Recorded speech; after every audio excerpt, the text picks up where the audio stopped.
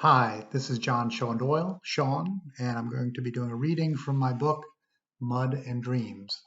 The title of the essay is Hugging the Horse's Head. Hugging the Horse's Head. In January 1889, Friedrich Nietzsche went insane. Armed with metaphor, irony, and aphorism, the German philosopher carved his influence deep into the 20th century culture, criticism, literature, and psychology. Freud, Mann, Yeats, Richard Strauss, and countless other artists and thinkers were shaped by the first immoralist. In popular culture, Nietzsche was idolized and vilified for his Zarathustra coming down out of his cave in the mountains with an eagle and a staff and declaring that God was dead. But despite the death of God, despite the nihilism and the altered manuscripts, Nietzsche's writings affirmed life. It was filled with courage.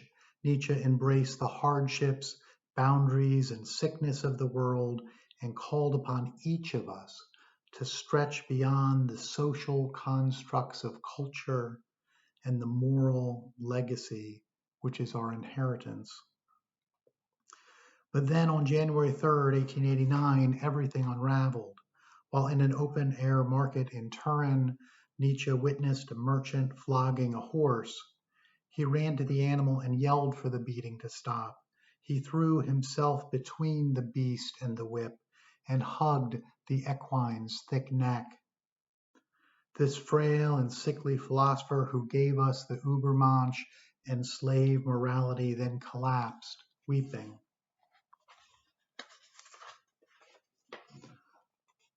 I understand why Nietzsche hugged the horse's head.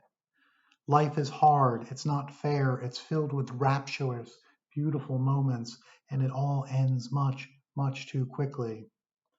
When we look around and see so many people who are unnecessarily cruel or mindless or oblivious to inequities, when we see our brothers and neighbors exhaling their numbered breaths in ways that add to the pain or take from the sympathy, we see a world that is, in fact, more absurd and nihilistic than anything the philosopher wrote or said or thought. To see these mindless cruelties played out before him was simply too much for the philosopher to bear, especially when the remedy, the antidote, even our purpose for being here is clear. Nietzsche was a pastor's son, raised on nagging hypocrisies and half-truths of a faith half applied. Nietzsche rejected everything. The prophets did too, Jeremiah and Isaiah, Mohammed and Siddhartha, even Christ. But whether obvious or ironic, the remedy Nietzsche felt was there at the center all along. It is a certain truth, absolute but malleable, at the center of every faith tradition. When we look up from our desk or push ourselves away from the table and see people treated unfairly at work or on the playground or at the church fish fry, it happens in our very own homes, and yet all any of us need, and every one of us need, is understanding, patience, kindness, and simple human respect. Every one of us is just bumping around, trying the best we can. Every one of us is dealing with the same raw adaptive imperatives, births, deaths, and the suffering and sicknesses of loved ones. We wake in the morning with a new tumor, or must move our bowels in a bag hung under our shirts, or we struggle to find answers or reasons for so many human dilemmas that are simply a part of living.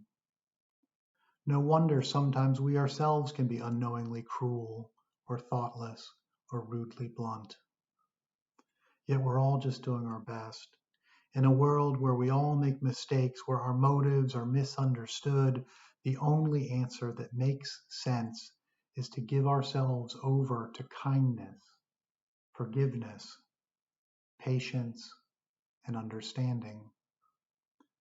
Go down to the marketplace. Empty your pockets of fear and self-consciousness. Lay everything you are out bare on a blanket.